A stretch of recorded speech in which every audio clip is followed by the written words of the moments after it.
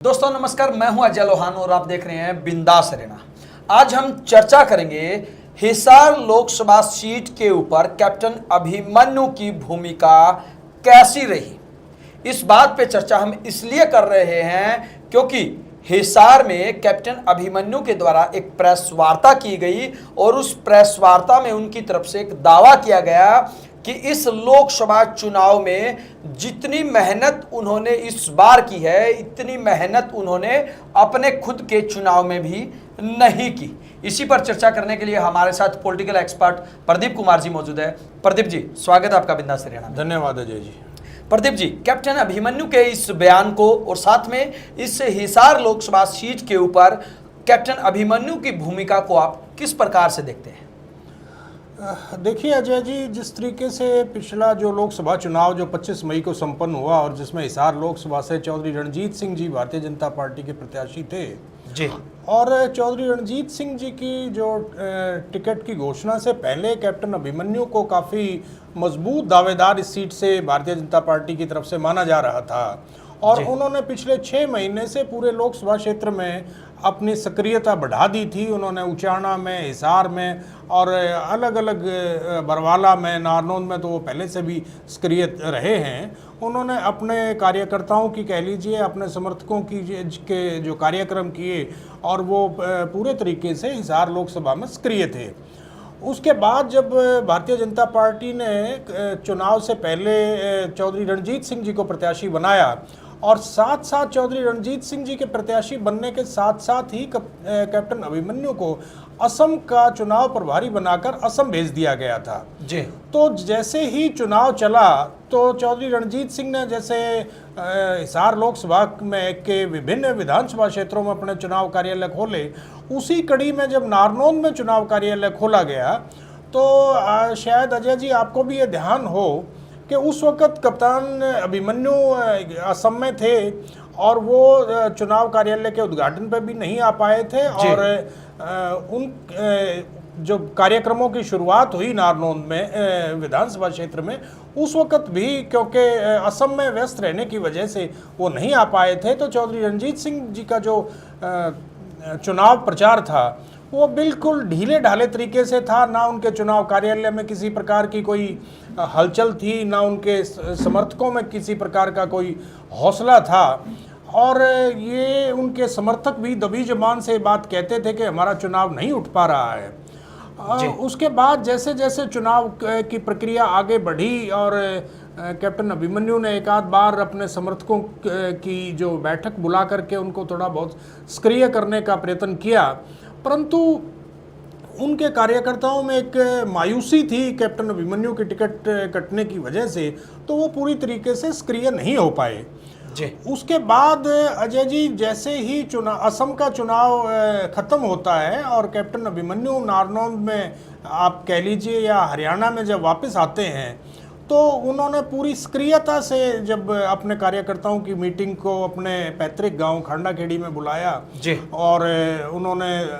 नारनौंद में, खेड़ी में 2-3 जगह पे अपने कार्यकर्ताओं की मीटिंग बुलाई और उनको बिल्कुल पूरे तरीके से ये कहा कि इस चुनाव को मेरा चुनाव समझ करके आप लड़ें। तो उसके बाद से उनके कार्यकर्ताओं में कुछ थोड़ा बहुत आप कह लीजिए सक्रियता आई, परंतु जैसे जैसे चुनाव आगे बढ़ा और कप्तान अभिमन्यु इस चुनाव में सक्रिय होते गए, चौधरी रणजीत सिंह जी का चुनाव जो बहुत ढीले ढाले तरीके से चल रहा था वो बहुत तेज़ी से एकदम से उनका ग्राफ उठा और जो उसके बाद शायद रामकुमार गौतम जी जो कि यहाँ से विधायक हैं, उनको समझाने में कप्तान साहब की भूमिका रही या पार्टी के नेतृत्व की भूमिका रही वो तो हम नहीं कह सकते। उसके बाद जैसे गौतम साहब ने भी भारतीय जनता पार्टी को अपना समर्थन दिया और कप्तान साहब पूरे हलके के एक एक गांव में एक जिस तरीके से गए, उसके बाद से चौधरी रणजीत सिंह जी का चुनाव एकदम से उठा और जो जयप्रकाश जी के जो समर्थक एक वक्त में एक ये दावा कर रहे थे कि हम 75,000 से जीतेंगे, मेरे कुछ जानने वाले हैं जिन्होंने अजय जी शर्त तक लगा रखी थी कि हम 75,000 वोट से नारनौंद विधानसभा में जीतेंगे जी। तो बड़ी, हालांकि मुझे उस वक्त भी ये बात बड़ी हास्यास्पद सी लगी थी कि इतना बड़ा मार्जिन नहीं, इतना बड़ा मार्जिन कैसे हो सकता है। परंतु जैसे जैसे कप्तान साहब ने मेहनत की और इस विधानसभा क्षेत्र में भारतीय जनता पार्टी ने अपना उस नुकसान को कवर अप करने की कोशिश की, तो उसके बाद काफ़ी कुछ हद तक चौधरी रणजीत सिंह अपनी इस कमी को पूरा करने में सफल रहे। और आज मैं समझता हूं कि वो कहीं ना कहीं भारतीय जनता पार्टी का उम्मीदवार चौधरी रणजीत सिंह जी हिसार लोकसभा से जीतते दिखाई पड़ रहे हैं। जी। प्रदीप जी, एक बात और बताइए, कैप्टन अभिमन्यु ने यह भी कहा कि जो कांग्रेस पार्टी के नेता दावा करते थे नारनौंद हल्के से 50,000 की लीड हो सकती है, 70,000 की लीड हो सकती है, उसको तकरीबन 25,000 तक लाने में मेरी महत्वपूर्ण भूमिका है, मैंने बहुत ज़्यादा प्रयत्न किए हैं। तो क्या लगता है कि वो जो लीड जो 50,000, 60,000, 70,000 के दावे कांग्रेस पार्टी के नेताओं के द्वारा किए जा रहे थे, उसमें कैप्टन अभिमन्यु की वजह से इतनी कम लीड आ सकती है या फिर वास्तव में ऐसा कुछ नहीं है? देखिए अजय जी, जहाँ तक आपने कहा कि कांग्रेस नेताओं के दावे 50,000 के या 60,000 के, नंबर एक तो कांग्रेस का कोई कद्दावर नेता जयप्रकाश जी के चुनाव में नारनौंद हल्के में ज्यादा सा सक्रिय नहीं था, जिसको यदि हम सही मायने में कद्दावर कह सकें। हाँ, कुछ लोग जो अपने आप को, अपने मन में अपने आप को कद्दावर समझते हैं, टिकटार्थी कह सकते हैं, वो बेशक जब किसी प्रकार के कोई दावे करें, उनके दावों में मैं किसी प्रकार का कोई दम नहीं समझता हूँ। ये तो सिर्फ अपने आकाओं को खुश करने के लिए इस तरीके की बातें की जाती हैं, उन दावों में किसी प्रकार का कोई दम नहीं होता। हाँ, कैप्टन अभिमन्यु ने इस चुनाव में मेहनत की है और जो भी, जैसे आप ये देखिए कि यहाँ पे भारतीय जनता पार्टी कभी भी कोई ज़्यादा सा बढ़त नहीं ली लोकसभा चुनाव में। पिछला जब 2019 का चुनाव में जब राष्ट्रवाद और पुलवामा और मोदी लहर चल रही थी, तब भी नारनौंद विधानसभा क्षेत्र से जेजेपी के दुष्यंत चौटाला ने बढ़त ली थी। 2014 में भी लगभग 42,000 मतों से दुष्यंत चौटाला नारनौंद विधानसभा क्षेत्र से जीते थे जी। तो मैं समझता हूं कि इस चुनाव में जो भी चौधरी रणजीत सिंह को मत मिलेंगे, चाहे वो 20,000 की बढ़त हो इसकी आपके जयप्रकाश जी की जो कांग्रेस के उम्मीदवार हैं, या 25,000 की है, जहाँ जितना भी जो रणजीत सिंह जी जो अच्छे मार्जिन से यहाँ पे से अपने अंतर को जो कम करने का प्रयत्न किया गया है, वो केवल और केवल भारतीय जनता पार्टी की तरफ से यहाँ पे एक ही कद्दावर नेता रहे हैं, कैप्टन अभिमन्यु। इसके अतिरिक्त और कोई नेता है भी नहीं। अगर कोई अपने आप को भारतीय जनता पार्टी में कुछ कहता है तो मेरे ख्याल में कैप्टन अभिमन्यु के मुकाबले में वो कोई कहीं नहीं टिकता है जनाधार के मामले में। और मैं समझता हूँ कि नारनौंद में भी जिस तरीके के दावे किए जा रहे हैं उस तरीके की बात नहीं है। 20,000 लगा लीजिए, 25,000 या हायर एंड पे अगर हम मानते हैं तो मुझे नहीं लगता कि जयप्रकाश जी यहाँ से 30,000 से ऊपर की किसी प्रकार की कोई लीड लेकर के चल सकते हैं। और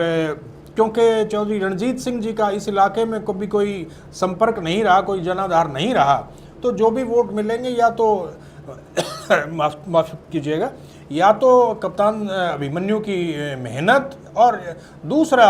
मोदी जी का प्रभाव। मेरे ख्याल से इसके अतिरिक्त नारनौंद विधानसभा क्षेत्र में कोई फैक्टर किसी ने काम नहीं किया चौधरी रणजीत सिंह जी के समर्थन में। जी। प्रदीप जी, एक बात और बताइए कि जो रैली यहाँ पे आयोजित की गई थी, उस रैली से पहले बीजेपी के पक्ष में बिल्कुल भी माहौल नज़र नहीं आ रहा था, लेकिन जैसे ही रैली हुई, हरियाणा के मुख्यमंत्री नायब सिंह सैनी यहाँ पे आते हैं और उस रैली के अंदर कैप्टन अभिमन्यु बड़े अलग अंदाज में नजर आते हैं, बड़े बेबाक तरीके से वो अपनी बात रखते हैं। हालांकि उनके द्वारा बहुत सारे दावे भी किए गए थे। क्या उस रैली का भी यहाँ पे कोई प्रभाव पड़ा है? देखिए अजय जी, जहाँ तक आप बात कर रहे हैं, मुख्यमंत्री श्री नायब सिंह सैनी जी की विजय संकल्प रैली जो नारनौंद में हुई, उसकी जहाँ तक आप बात कर रहे हैं, मुझे ये कहते हुए कोई गुरेज नहीं है कि कैप्टन अभिमन्यु जब तक असम से हरियाणा में वापस नहीं आए थे तब तक भारतीय जनता पार्टी नारनौंद में रैली करने की, मुख्यमंत्री की रैली करने की भी हिम्मत नहीं जुटा पाई थी। जो नारनौंद में रैली हुई मुख्यमंत्री जी की, वो केवल और केवल कैप्टन अभिमन्यु जी के दम पे ही हुई थी, और उस रैली के बाद से ही भारतीय जनता पार्टी का ग्राफ कुछ ऊपर उठा, और उसमें कैप्टन अभिमन्यु ने एक अपने अलग तरीके से, जैसा कि उन्होंने पहले कभी इस तरीके के अंदाज में वो दिखाई नहीं दिए थे, उन्होंने चाहे कांग्रेस का नेतृत्व हो या प्रदेश स्तर पे जेजेपी की बात हो या हुड्डा साहब की बात हो, उन्होंने सबके ऊपर अपने राजनीतिक हमला किया। चुनावी प्रचार में जिस तरीके से आदमी हमला करता है उस तरीके का हमला किया, और उसके बाद से ही नारनौंद में मैं समझता हूँ चौधरी रणजीत सिंह जी का जो चुनाव था वो कहीं ना कहीं गति पकड़ी है। जी बिल्कुल, उन्होंने